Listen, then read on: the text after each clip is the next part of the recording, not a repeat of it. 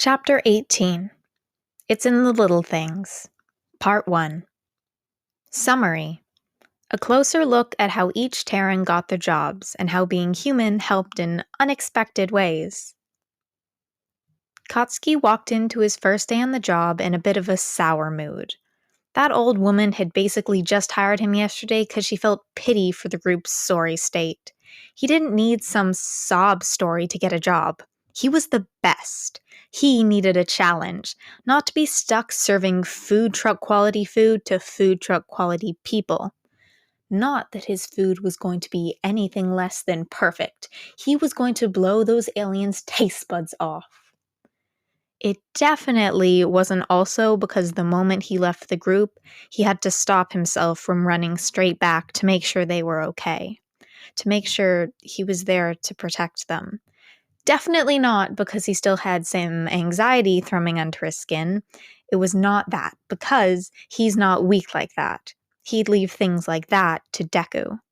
So, yeah. Katsuki was not in the best mood when he finally found his way to Ayalan's food stall. But he wasn't going to let the others down. Before this all happened, he probably would have told the extras to go to hell if they tried to get him to work at some crappy food stall. But now, they were in this together, whether he wanted to be or not. So he was going to get them out of here. They were all going to make it back home. Shoving off the disgustingly mushy thoughts he had been thinking, Katsuki made his way behind the stall. Ayalan was already there, with bowls of various ingredients laid out. She had told him to arrive extra early today in order to get a crash course in alien cuisine. Not that he needed it. He was doing fine with the forge stuff so far, so this wouldn't be any different. He's the best, after all. If you were the best, would everyone have been captured in the first place? He stared at the different ingredients intently as Ayalan began to explain. Foreign words flitted through his head, as well as newly familiar ones, but he didn't bother stopping her for clarification. He absorbed every bit of information he possibly could as she went around showing all the methods and tools he would need. She finished off by having him taste all the different ingredients he would be using, after making sure they were safe. Okay, so that's all you're gonna need to know for now.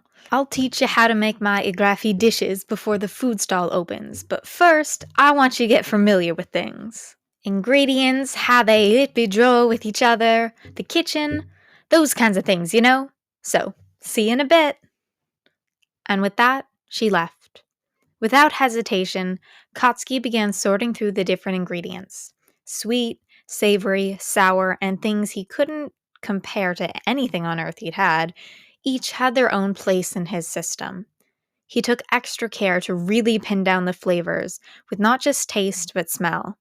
He worked on figuring out how to sniff out the freshest produce of the bunch, though he quickly moved on to actually cooking, testing everything he possibly could in the kitchen.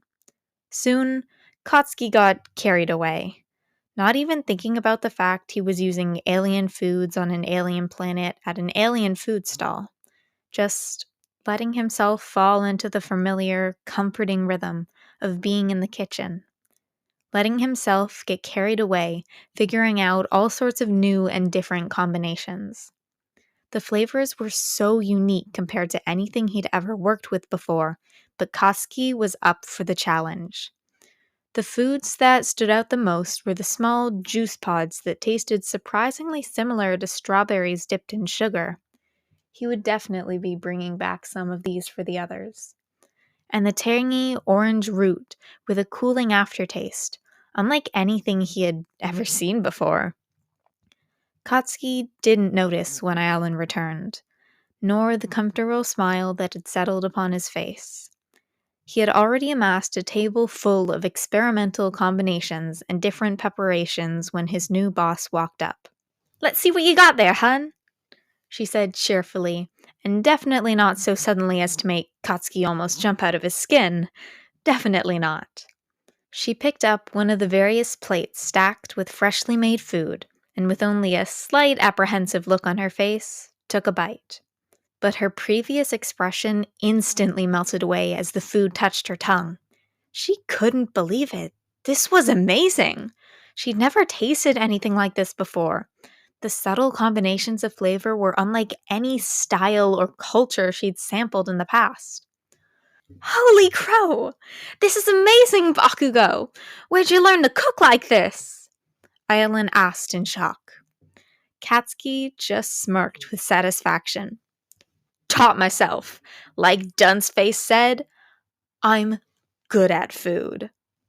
Aylan just stood there, a look of shock plain as day on her face, as she thought to herself, what cooking master have I found myself here? Ochako nervously wandered the wide alien streets in search of a job. It was great that Bakugo already had one secured with Aylan, the kind woman not hesitating to offer help to the teens in need. But the rest of them still needed to find some way to make money, or credits. So, here Ochako was, alone in the towering streets, trying to remember how to find her way to the only construction company in town. When they had looked up possible places for everyone to work, Ochako had instantly moved to try for a job in construction. Not only did she have a lot of experience working in construction thanks to her parents' company, but because they weren't on Earth, there were no quirk laws keeping her from using her quirk. But it turned out there was only one construction company in the town, so she only had one shot at landing this kind of job, which was making her already twisting nerves constrict even tighter. But she could do this. So Ochako walked up to the front doors of the company's building. She unleashed her best confident smile, minus the teeth. She kept her confident smile up all throughout the interview. Things were going well. The interviewer loved her experience and the fact she grew up in the industry. The only thing left to talk about was her quirk. The interviewer had left Ochako's quirk for last. From the way they talked about it, Ochako had a feeling she didn't explain her power in the most understandable way. But she wasn't going to let her limited language hold her back. So, Uraraka, could you show me this quirk of yours? The interviewer requested with a hint of confusion in their baritone voice. Oh, okay. It's simple. If I touch it, it goes 0 gravity. Bigger is harder, and so is doing for more time, Ochako said as she reached out to the interviewer's mug. As soon as all 5 of her padded fingers connected, the cup began to list weightlessly. For a second, the interviewer seemed shocked at the display, thoughts racing through their head, no doubt realizing the possibilities of Ochako's quirk in construction like she had all those years ago. Except this time, she would get to help. She would be useful to her friends. You're hired, the interviewer suddenly spoke out. It was Ochako's turn to sit there in shock. She got the job? She did it!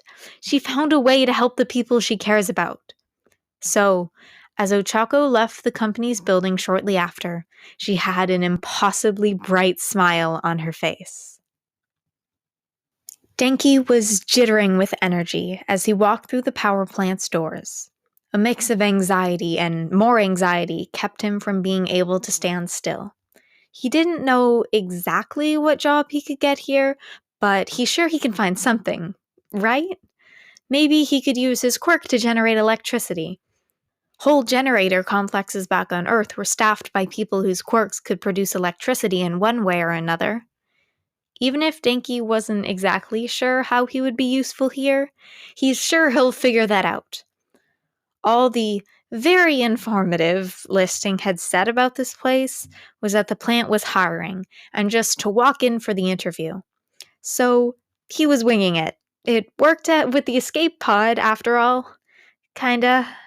Not really. He had no idea what he was doing. He should just leave, turning around and disappearing into the alien wilderness. Yes, that seemed like a good idea. But no. He instead continued to walk into the noisy building. dipping around different sentients running by while trying to figure out where he needed to go. The place was honestly more chaotic than Denki's brain. Eventually, he found his way up to what he could only hope was the front desk. Hi, Denki started. I'm here for the job thing. The being behind the desk vaguely resembled a cross between a gecko and an electric eel, but with 4 eyes, as well as dark sea-green coloring and different brightly colored, distracting patterns on their scales. They had previously been staring off into space with a slightly traumatized look on their face, but as soon as Denki had mentioned the job, they lit up. Oh, thank goodness! We really need more hands on deck right now, the alien said with anxious relief. Denki could only internally smile at his luck, though he did feel bad for the alien's no doubt less than ideal mental state, a slightly crazed look still present in their beady eyes. Okay, so what's your voltage resistance so we can get started on placing you? The alien quickly asked. All they needed was resistance? Well, not to toot his own horn, but Dinky thought he did pretty well in that department. At least better than your average human. My limit is 2 million, but too much voltage for too long causes brain to go dumb, Dinky replied. Didn't notice how all the aliens around had stopped their movements when he uttered 2 million volts. All the nearby aliens had just paused to stare at him in disbelief. That can't be possible, the alien behind the desk exclaimed. Confused at their reaction, Dinky tried to clarify. Yes, I can do 2 million volts, but my brain cannot handle for too long. Much more comfortable at 1.3 million. The aliens were still in shock, but it was clear to Denki why when one of the previously bustling aliens spoke up. Our best guy can barely do 10,000 volts. Oh! The aliens' reactions made more sense now. Denki was practically an electricity god compared to the others around here. The thought had made him chuckle nervously at the quiet crowd. You start now, the alien behind the desk said, stars in their eyes now that the shock had gone down. Denki almost couldn't believe their words. He'd done it! He'd gotten a job on the first try! He could finally be useful!